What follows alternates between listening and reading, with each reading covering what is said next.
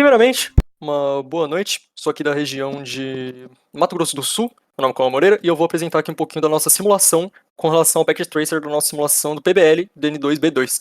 Então aqui faremos dois testes, o teste de dois pings, um pingando do nosso client, então aqui sendo o nosso computador client para o nosso server, e um pingando o nosso client para o roteador de São Paulo, que é o roteador que possui a conexão com a internet.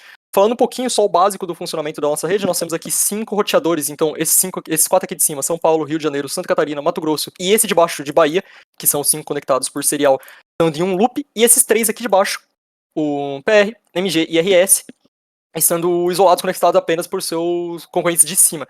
Temos também 4 switches, que distribuem para 8 grupos. Então, essa sendo a rede de 8 grupos. Cada um deles com um computador client e um computador server.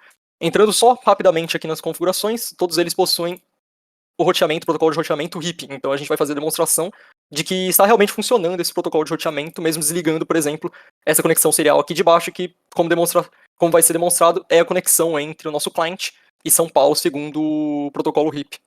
Estou aqui fazendo a simulação. O nosso client para server, sem nenhum problema, volta para o switch e passa entre os dois.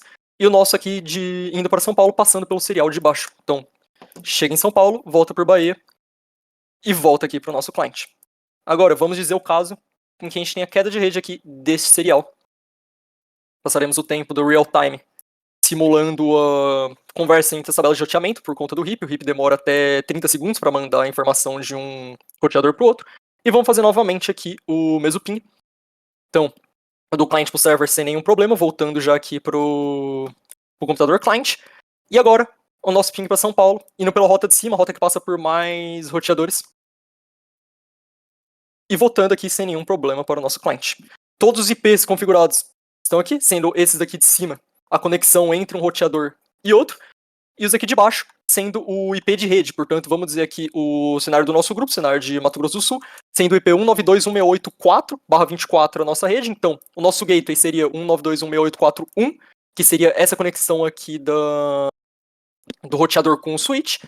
E os IPs de cada uma das máquinas, por exemplo, vamos entrar aqui em um dos clientes, sendo dentro da rede 192.168.4.2 e 192.168.4.3 aqui como demonstrado.